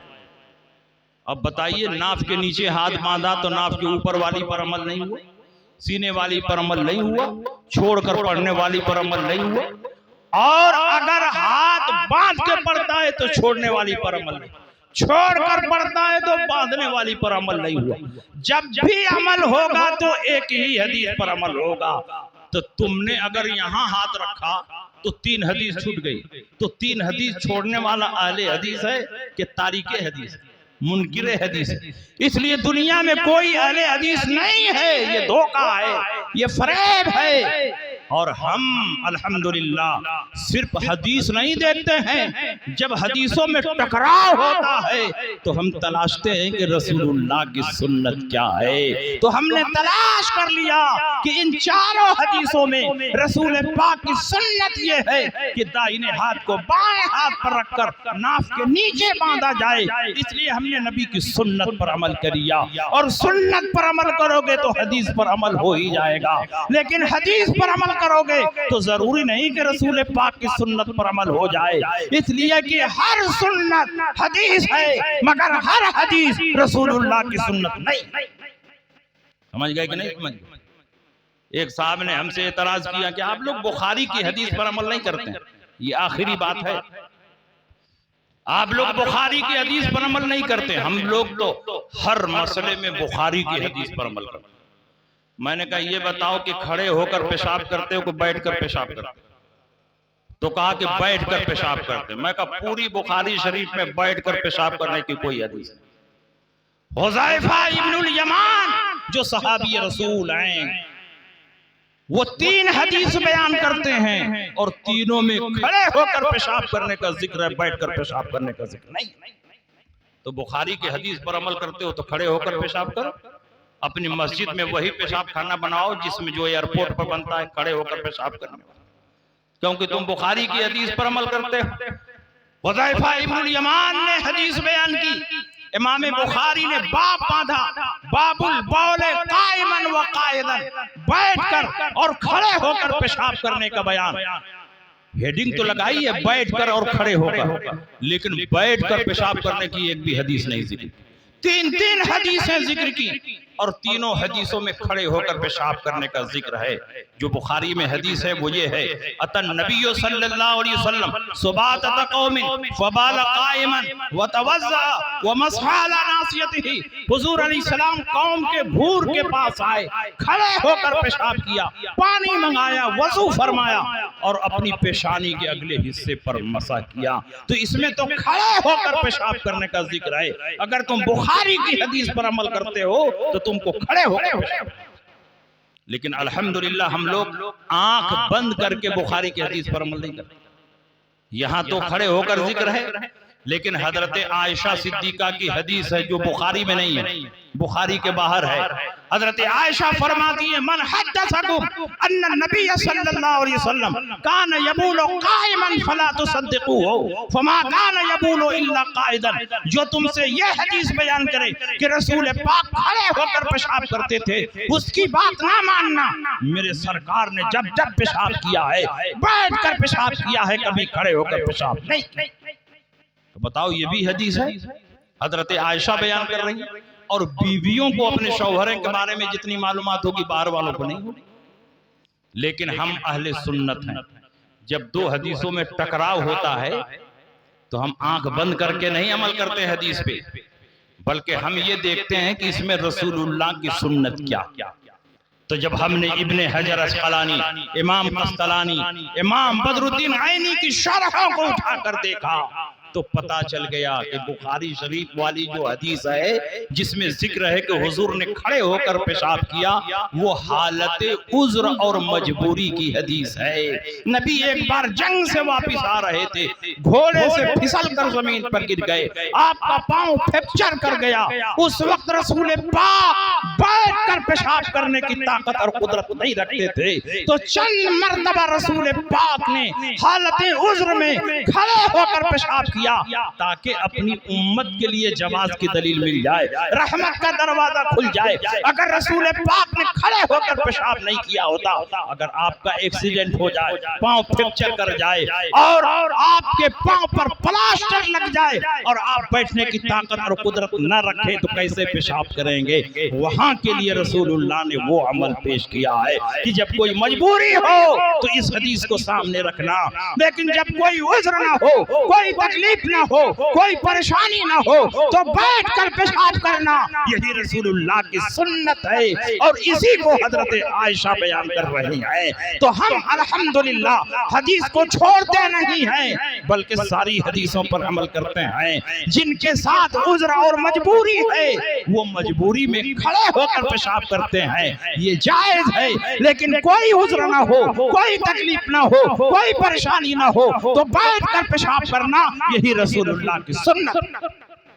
तो हम नबी की सुन्नत पर अमल करते हैं और जिसके साथ उज़्र और परेशानी हो तो वो खड़ा होकर भी पेशाब करते हैं, उसके लिए जायज है। तो बताइए जायज पर अमल करेंगे कि सुन्नत पर अमल करेंगे? सुन्नत पर। और जो सुन्नत पर अमल करते हैं उन्हीं को कहते हैं अहले सुन्नत। तो अल्हम्दुलिल्लाह हम लोग नबी की सुन्नतों पर अमल करने वाले हैं, अहले सुन्नत हैं। इसलिए इन बातिल फिरकों से दूर रहिए, चौकन्ना रहिए, होशियार रहिए, चाहे वहाबी हो, देवबंदी हो, चकड़ालवी हो, शमानियाजी हो, नेचरी हो, ये सब बातिल फिरके हैं, इनका इस्लाम से कोई ताल्लुक नहीं है। आप अहले सुन्नत हैं, उन्हीं तालीमात पर अमल कीजिए जो आला हजरत ने अपनी किताबों में तहरीर फरमाया है। आला हजरत ने अपने घर से कुछ नहीं लिखा, जो कुछ कुरान से साबित था, हदीस से साबित था, सहाबा के अक़वाल से साबित था, अइम्मा के इरशादात से साबित था, उसी को आला हजरत ने जमा फरमा दिया है। इसलिए मसलक आला हजरत कोई नया मसलक नहीं, अहले सुन्नत की पहचान का नाम मसलक आला हजरत। बस बातें बहुत हैं, इन्हीं बातों के साथ मैं रुखसत हो रहा हूँ। लहज में इश्क रुखे शाह का दाग लेके चले, अंधेरी रात सुनी थी चिराग लेके चले, तेरे गुलामों का नक्शे कदम राह खुदा वो क्या बहक सके जो ये सुराग लेके चले। वाखिर दावाना अल्हम्दुलिल्लाह।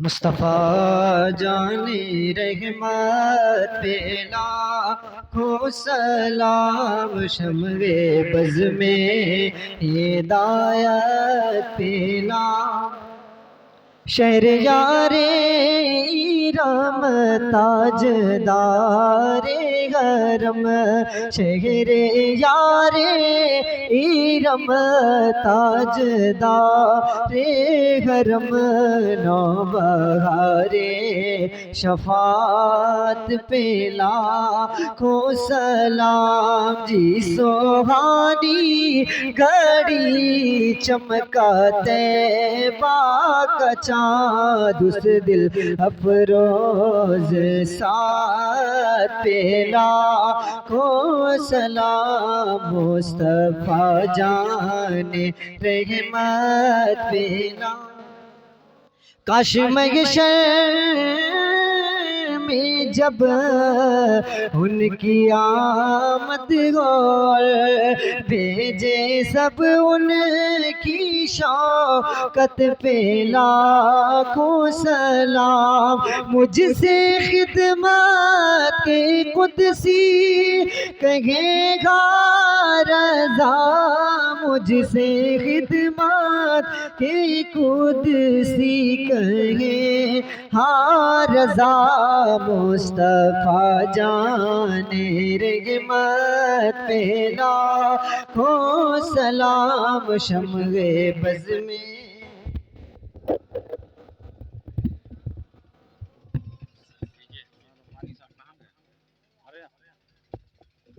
अल्लाहुम्मा सल्लि अला सय्यिदिना व शफीना व हबीबिना मौलाना मुहम्मदिन मुबारक वसल्लम सलातुन व सलामुन अलैका या रसूल अल्लाह। परवरदिगार आलम, जो कुछ तेरा तेरे हबीब पाक का, तेरे महबूब बंदों का, वलियों का, जिक्र खैर हुआ, जो कुछ कुरान अजीम की तिलावत की गई, दुरूद शरीफ का नजराना पेश किया गया, जो हदीसें पढ़ी गई, जो भी नेक अमल किया गया, अपनी बारगाह में कबूल व मकबूल फरमा। इन तमाम नेकियों पर अपनी बारगाह से खास सवाब अता फरमा। अपनी शान करीमी के मुताबिक बेहिसाब अजर सवाब अता फरमा। ये सवाब हदियतन तोहफतन आक़ाए कायनात सय्यद आलम सल्लल्लाहु अलैहि वसल्लम की बारगाह में नजर कबूल फरमा। उनके सदक़े व तुफ़ैल, उनकी आल औलाद, शोहदाए बद्र, शोहदाए उहुद, शोहदाए हुनैन, शोहदाए करबला की बारगाह में नजर कबूल फरमा। तमाम सहाबा, ताबईन, तबे ताबईन, अइम्मा मुज्तहिदीन, बुजुर्गान दीन, औलिया कामिलीन की बारगाह में नजर कबूल फरमा। चारों सलासिल के मशाइख इज़ाम, बुजुर्गान दीन, पीरान तरीक़त की बारगाह में नजर कबूल फरमा। तमाम उलमा, सुलहा, मुहद्दिसीन, मुफस्सिरीन, मुज्तहिदीन और जुमला अइम्मा किराम रिज़वानुल्लाहि अलैहिम अजमईन की अरवाह पाक को नजर कबूल फरमा। तमाम मोमिनीन व मोमिनात, मुस्लिमीन व मुस्लिमात की अरवाह को नजर कबूल फरमा। परवरदिगार आलम, जितने लोग यहाँ हाजिर हैं, सबकी हाजिरी को कबूल फरमा। सबके दिलों की नेक जायज़ तमन्नाएं पूरी फरमा। सबके कारोबार में बेहिसाब बरकतें नाज़िल फरमा। इनमें जो परेशान हाल, उनकी परेशानियों को दूर फरमा। जो लोग कर्जदार हैं, बारे कर्ज से दोष फरमा। जो बे औलाद हैं, उन्हें औलादे नरीना अता फरमा। परवरदिगार आलम, जिन बच्चों ने इस प्रोग्राम को सजाने संवारने में दामे दीर में कदम सुखने किसी भी तरह से हिस्सा लिया है, सबको दारेन की सआदतों से माला माल फरमा। सबको जमीनी आसमानी मुसीबतों से मामून और महफूज फरमा। हमारी माएँ बहनें जो ख़वातीन इस्लाम यहाँ हाजिर हैं, सबकी हाजिरी को कबूल फरमा। उनके दिलों की नेक जायज़ तमन्नाएं पूरी फरमा। परवरदिगार आलम, इनमें जो परेशान हाल हों, मरीज हों, अपने हबीब के सदक़े में इनकी तमाम परेशानियों बीमारियों को दूर फरमा। जो उलमा, हुफ़ाज़ व क़ुर्रा, अइम्मा मसाजिद यहाँ तशरीफ़ फरमा हैं, सबके इल्म में, अमल में, अखलाक में, रोज़ी में बेहिसाब बरकतें नाज़िल फरमा। परवरदिगार आलम, हम सबके दिलों में शरीयत की मोहब्बत पैदा फरमा। बुजुर्गान दीन के रास्ते पर चलने की तौफीक अता फरमा। व सल्लल्लाहु तआला अला खैरि खल्क़िही व नूरि अर्शिही सय्यिदना व मौलाना मुहम्मदिन व आलिही व अस्हाबिही अजमईन बिरहमतिका या